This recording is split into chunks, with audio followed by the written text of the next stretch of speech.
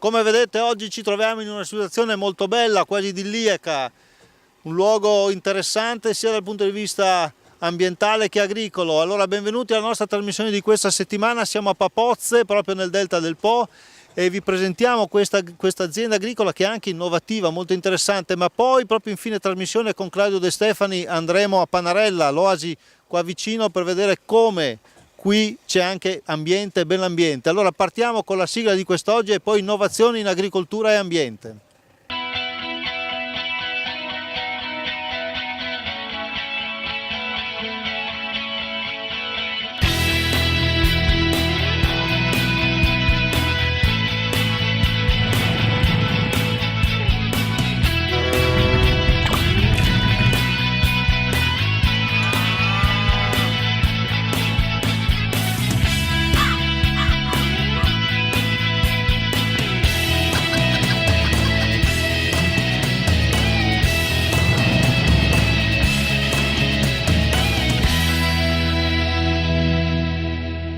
Allora Gigio ci sta trainando su questa bella carrozza che è l'azienda agricola milana, qui Corte Milana, qui a Papozze, ci ha messo a disposizione. Quali sono le varie attività che fate qui? Allora, nella nostra azienda sono presenti tre aspetti principali: la coltivazione di colture estensive vere e proprie, poi abbiamo un aspetto, Mais, soia, soia e grano, sono le colture tipiche delle nostre zone. Abbiamo affiancato a questa attività principale quello che era un discorso agroambientale. In pratica abbiamo ricostruito in 15 anni di attività la vecchia campagna agricola che era presente dalle nostre parti. Abbiamo creato un percorso didattico all'interno dell'azienda che stiamo percorrendo in questo momento. Abbiamo recuperato un vecchio macero nel quale abbiamo realizzato un impianto di fitodepurazione delle acque aziendali prima dell'immissione nella rete pubblica. Inoltre abbiamo sviluppato un turismo equestre con i cavalli e le carrozze. Un altro aspetto poi che abbiamo portato avanti è un discorso agroenergetico legato alla valorizzazione di sottoprodotti agricoli della nostra azienda. Siamo riusciti a mettere a punto un biocombustibile che attualmente vendiamo per un utilizzo su caldaie e stufe. Per fare tutte queste cose ci vogliono soldi, ecco, i soldi dove li avete trovati? Diciamo che una parte è venuta dalle nostre tasche e l'altra sicuramente ho trovato un grosso e un valido aiuto da parte del PSR. Il PSR già prevede tutte queste attività, basta soltanto con un po' di attenzione leggerlo, ecco, e aspettare il treno, il bando al momento giusto. Abbiamo terminato qui da Papozze, ci dispiace, ma non abbiamo terminato noi, ma non voi, perché poi, come vi ho detto, Claudio De Stefani vi presenterà l'oasi di Panarella. Adesso però Claudio De Stefani è in provincia di Padova, a Candiana, a parlarci e a presentarci i problemi dei consumatori, molto interessante, quindi andiamo in provincia di Padova.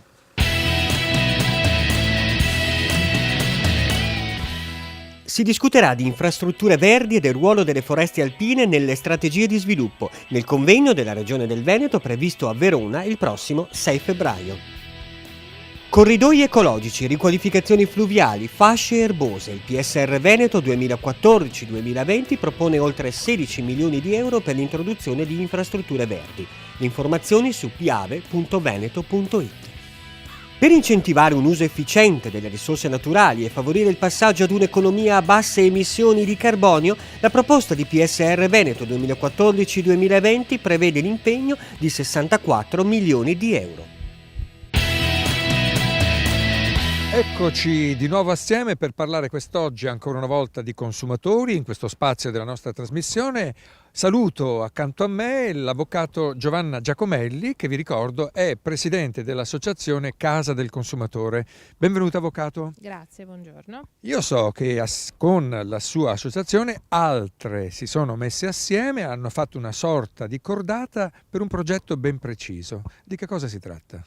Si tratta del progetto regionale Facciamo i Conti, dove le associazioni Casa del Consumatore, che appunto rappresento, ADOC, Codacons e Movimento Consumatori, hanno unito le proprie forze per dar vita a questo progetto, ripeto, Facciamo i Conti, che ha l'obiettivo principale di informare e formare i consumatori su quelle che sono le problematiche di natura economica in un momento di crisi. Ho capito male o parliamo di banche, carte di credito, ricaricabili? Sì, l'obiettivo del progetto è proprio quello di rendere noto ai consumatori tutte queste diverse metodologie di acquisto in modo che abbiano la consapevolezza di quello che fanno quando sottoscrivono un contratto e soprattutto perché imparino a leggere tra le pieghe quali sono i reali costi che devono affrontare. Da cosa principalmente dobbiamo difenderci? Cioè, qual è quella parola che incute terrore? Allora, credo che il pensiero principale del consumatore che acquista a rate o con dei finanziamenti sia quello di dire: nessuno mi dà nulla gratuitamente. Quindi, al di là di quelle che possono essere le forme pubblicitarie, ciò che deve verificare il consumatore sono gli interessi che realmente gli vengono applicati con quel contratto. Che di solito troviamo sempre scritte piccole. Piccole, ma se uno conosce sa difendersi. La ringrazio, Mimmo Vita, adesso la linea passa a te, mentre noi ci ritroveremo tra non molto a scoprire un'altra bellissima oasi. A tra poco. E noi ci siamo spostati come vi avevo detto, e adesso siamo sempre in provincia di Rovigo, ma a Ceregnano, non è molto distante da Rovigo. Ceregnano è una bella realtà, è una bella cittadina che è una grande realtà agricola, e qui c'è l'azienda agricola Corte Mimosa di Paolo Bulgarelli, un cognome importante per chi sa di calcio, ma Paolo Bulgarelli è una persona interessante perché qui fanno tante cose, ma parliamo dell'azienda anzitutto. Sì. E allora l'azienda è un'azienda biologica dal 1992, e coltiviamo cereali, ortaggi, coltiviamo anche leguminose, erba medica, perché abbiamo anche gli animali. Quali? E abbiamo dei cavalli, abbiamo le mucche, abbiamo il maiale, insomma un esemplare di maiale. Abbiamo la capretta, abbiamo le galline, che amplieremo l'allevamento delle galline, conigli, quindi cerchiamo di diversificare anche col discorso degli animali e di integrare, diciamo, quello che è il reddito che ci danno le coltivazioni, diciamo. Noi abbiamo appunto sviluppato un progetto di agricoltura multifunzionale, come ha detto lei, e diversificazione in attività non agricole, che sono attività connesse all'attività agricola, e abbiamo aderito a uno dei bandi appunto del PSR, che ci ha permesso di ristrutturare uno degli stabili che sono presenti qua in azienda per dedicarlo proprio all'attività sociale. In particolare il primo progetto che abbiamo concluso riguarda diciamo, l'inserimento di persone con disabilità e appunto l'avviamento di alcune borse lavoro finalizzate proprio all'inserimento nel mondo del lavoro. Poi bisogna avere le strutture, il PSR vi ha dato una mano, 42.000 euro addirittura, che non è poco, peraltro qua c'è un vostro collaboratore, vero? Sì, noi abbiamo già iniziato con un primo inserimento, grazie comunque al SIL di Rovigo, quindi Servizio Inserimento Lavorativo, e aiutiamo queste persone con dei disagi psicosociali lievi più o meno, e li facciamo lavorare nell'agricoltura o a contatto con gli animali o alla costruzione di fabbricati. Allora grazie a Diana e grazie a Paolo. Adesso vi avevo promesso Papozze e soprattutto l'area naturalistica di Panarella. Lì c'è Claudio De Stefani, andiamo a vedere. Aumentano le risorse di 150 milioni di euro. Per i nostri investimenti aziendali 800 milioni di euro. Per le start-up agricole dei giovani 150 milioni. Finalmente aumenta l'indennità per gli agricoltori di montagna. Agevolazioni economiche per agriturismi, fattorie didattiche e sociali. Più futuro!